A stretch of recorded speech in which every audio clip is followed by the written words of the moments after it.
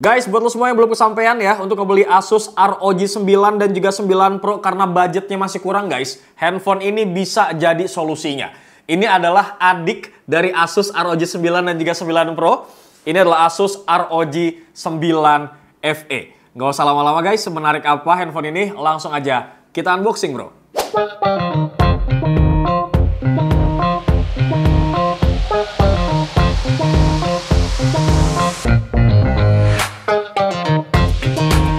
Sebenarnya ya, ini adalah versi minimalisnya dari Asus ROG 9 series gitu. Dan ini pertama kalinya ya, Asus ngasih embel-embel FE di belakang dari series numbernya mereka untuk ROG gitu bro. Memang kalau kita telisik, sebenarnya brand biru udah pernah ngebikin yang sebelumnya gitu ya. FE gitu ya, si brand biru itu udah sering banget untuk handphone flagship mereka. Nah, Asus pun bikin kurang lebih seperti itu guys. Tampilan boxnya kayak gini guys, ala-ala Asus. Kemudian ini di layar pertama seperti biasa ya. Ini ada box kecil yang isinya tuh apa dia? Dapatnya kayak gini ya. Warnanya tuh sebenarnya hitam transparan. Dari desain sih kalau kita lihat nih mirip ya sama 9 sama 9 Pro juga secara desain bagian backdoornya gitu. Cuman kita lihat nanti handphonenya. Ini handphonenya kita pinggirin dulu guys. Oke, kemudian di dalamnya lagi kalian akan mendapatkan kabel charger. Nah, keren nih. Udah C2C, bro. Jadi kabel chargingnya ini C2C ya. Sehingga pengecasannya ini pasti jauh lebih cepat gitu, bro. Setelah itu di dalamnya kalian akan mendapatkan kepala charger yang punya fast charging 65 watt. Oke, di dalamnya lagi udah nggak ada apa-apa. Kurang lebih seperti itu paket pembeliannya. Tapi pada saat datang kantornya Pressbook, guys, kita juga dikasih yang namanya sebuah hard case. Tapi ini di luar dari paket pembelian. Jadi kalian bisa beli secara terpisah gitu bro. Sekeren apa ya? Ini aja udah lumayan bagus sih menurut gua. Yang bawaannya. Ada plastik. Tuh. Mana? Oh iya benar. Di atas juga ada nih ROG 9. Di sebelah sini ada tulisannya ROG juga nih. For those who dare. Ini ada tulisan ROG. Ya, cuman kalau yang dijual terpisah, apakah lebih keren? Coba kita lihat. Oh iya sih. Kenapa nggak dapet yang ini aja sih, Asus? Lebih keren karena dia tuh seperti apa ya? Seperti mati lampu, bukan ya? Seperti matte gitu loh bahannya. Ada tulisannya ROG Chill Case. Berarti ini untuk meredam panas juga nggak sih bro bahannya nih? Jadi supaya nggak pada saat lo main game, ini salah satu tools mungkin ya untuk ngeredam panas supaya nggak terlalu panas gitu bro. Karena ada tulisannya di sini tuh dia ROG Chill Case. Gitu ya. Oke, kurang lebih seperti itu guys. Sebenarnya ya, yang gue bilang tadi ini tuh versi minimalisnya dari Asus ROG 9. Kenapa gue bilang gitu? Karena kalau kita lihat dari segi chipset gitu, ada beberapa yang diturunin juga. Kalau Asus ROG Phone 9 dan juga 9 Pro itu kan pakai Snapdragon 8 Elite gitu ya. Nah, kalau ini pakai Snapdragon-nya tuh Snapdragon 8 Gen 3 gitu bro. Terus secara baterai juga diturunin dari 5800. Ini baterainya jadi cuman sekitar 5500 saja gitu bro. Langsung kita buka aja nih kertas pembungkusnya guys untuk ngelihat desain dari Asus ROG Phone 9 SE. Ya sebenarnya kalau kita lihat secara desain body gitu ya, ini nampak tidak ada perubahan sebenarnya dari Asus ROG Phone 9 series yang lain seperti 9 dan juga 9 Pro gitu. Bahkan kalau kita telisik dari yang generasi sebelumnya, Asus ROG Phone 8, ini juga masih mirip-mirip aja gitu guys. Secara digenggamannya masih nyaman banget. Kemudian kalau misalkan feels main game kayak gini nih, rata-rata begini lo pada main game kan, ini menurut gue juga masih nyaman aja karena ini tuh sudut-sudutnya tuh melengkung dan dia tuh bahannya matte, halus gitu. Dan gak gampang ninggalin bekas sidik jari. Nah, aksen ini yang gue suka menurut gue nih, yang sekarang tuh ya. Nih aksen-aksen ini loh. Tuh, keren bro. Jadi kayak pakai garskin sih menurut gue sebenarnya. Nah, kalau kita lihat dari bahannya ya, untuk smartphone ini tuh dibuat dari material polikarbonat guys. yang pakai finishing matte seperti yang gue bilang tadi. Terus kalau kita lihat dari kameranya ya, dia tuh pakai modul bahannya tuh kaca guys, dengan desain yang masih mirip dengan Asus ROG Phone 8 yang kemarin. Nah untuk framenya ini desainnya kurang lebih kayak gini ya bro. Ini kerasa banget kalau terbuat dari aluminium alloy yang kokoh sih kalau dari bahannya. Dari bagian belakang, sekarang kita bakal cek bagian atas, bawah, kanan, dan juga kirinya guys untuk kita hands on. Nah di bagian bawah nih ada antena 2 ya, kanan kiri seperti yang kalian lihat. Kemudian di sini ada lubang kebahagiaan untuk para gamers karena ada jack audio 3,5 milinya bro. Aman ya, jadi lu nggak perlu pakai TWS sehingga terjadi delay gitu. Ada mic di sebelah sini dan juga ada SIM tray yang bakal kita buka guys. Nah, dia tuh bisa menampung 2 slot SIM card sekaligus, nano tapi nggak ada slot micro SD-nya.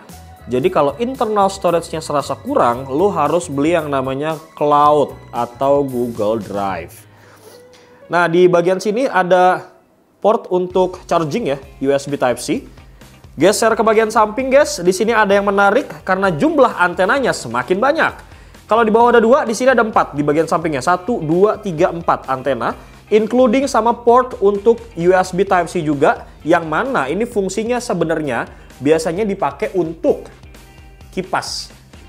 Kalau misalkan lu pengen nyambungin ke sini, gitu supaya nggak panas, atau kalau lu lagi main game supaya nggak ganggu, kan biasanya main game kayak gini nih, ngecasnya di bagian sini bawah, gitu. Jadi bisa jadi kalau ngecas main game fungsinya, atau buat fan, cooler fan, supaya nggak terlalu panas pada saat kita main dalam durasi lama gitu ya. Oke, di bagian atas ada antena lagi 2 biji bro. Kemudian kosong, polosan, gak ada apa-apa, cuman ada mic kecil di tengah-tengah sini nih di antenanya. Geser ke samping guys. Nah, ini tombol trigger nggak sih kah? Bisa jadi trigger nggak sih nih? Nah, ya itu yang trigger. Iya, trigger ya. Kalau dulu kan, kalau di yang Black Shark kan dia tombol ya. Nah, kalau ROG dia ada sensornya nih. Haptic ya. Haptic feedback, jadi buat tombol trigger L1 sama R1, betul ya? Oke, kemudian di bagian tengahnya di sini ada tombol volume up and down dan juga tombol power ya guys. Oke, dari bagian situ sekarang kita bakal ngebahas masalah layarnya bro. Nah kalau kita bahas masalah layarnya guys, memang ini sebuah handphone yang layarnya cukup oke untuk main game karena 6,78 inci, luas banget, pakai LTPO AMOLED gitu guys. Nah, terus kalau misalnya kita lihat dari spesifikasi layar lain, resolusinya ini Full HD Plus ya, dengan refresh rate di angka 165 Hz dalam sistem setting.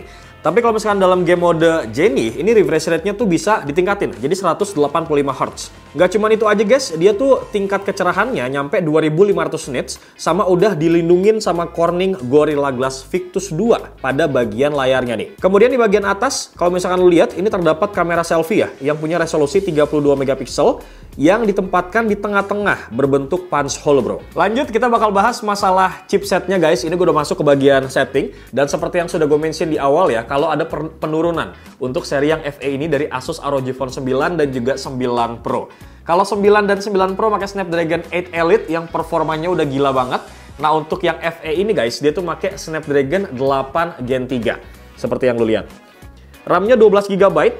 Kemudian untuk storage-nya 256 GB, walaupun mungkin harapan kalian 512, tapi seenggaknya lu bisa extend dengan ngebeli cloud. Gitu bro ya.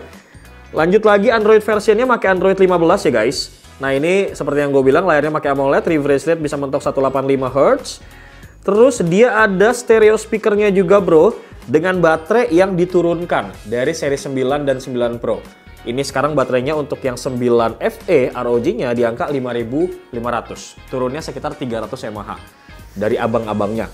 Gitu bro.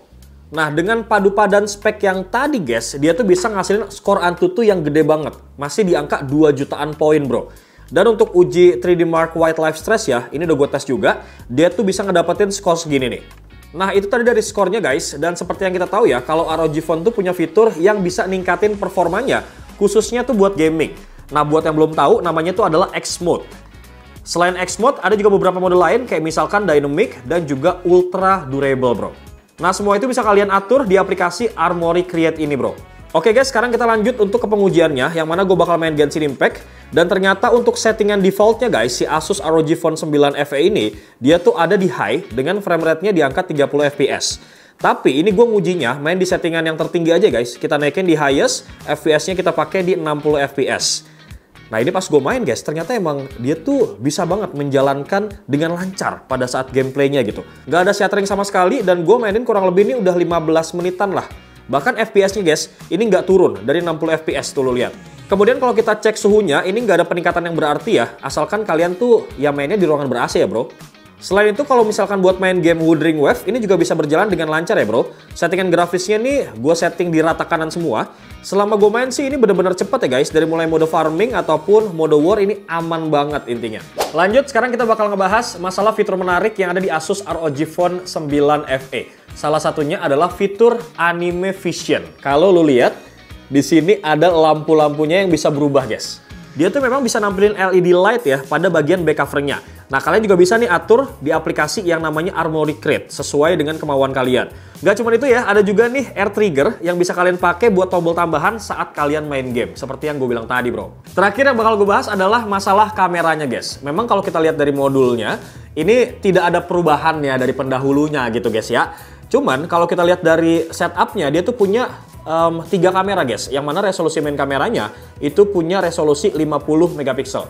Bukan diafragmanya ini f1.9, pakai sensor Sony Lithia 700, dan di kamera utamanya guys, ini tuh udah dibekalin juga sama yang namanya OIS. Lanjut kamera kedua, ini resolusinya adalah 13 megapiksel, ultra wide, dan terakhir ada satu kamera kecil, ini adalah kamera makro ya guys, resolusinya 5 megapiksel. Ini kamera bonus lah buat kalian.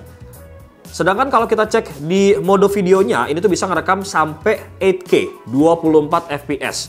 Kemudian kalau mau ngerekam dengan mode 4K, bisa sampai 60 FPS. Dan juga udah mendukung mode HDR. Kurang lebih seperti itu ya guys, mini unboxing dan juga mini review lah kalau gue bilang dari Asus ROG Phone FE. Nah ini gue sebenarnya masih agak sedikit bingung. Kalau brand biru itu kan naming FE-nya tuh dia Fans Edition. Nah sampai detik ini, gue belum tahu nih. Makna dari FE itu apa dari pihak Asus gitu guys. Nah mungkin buat lo semua yang udah tahu bisa langsung aja tulis di kolom komentar. Dan kira-kira handphone ini dibanderol dengan harga berapa, langsung aja tulis guys ekspektasi kalian. Bewok pamit. Assalamualaikum bro.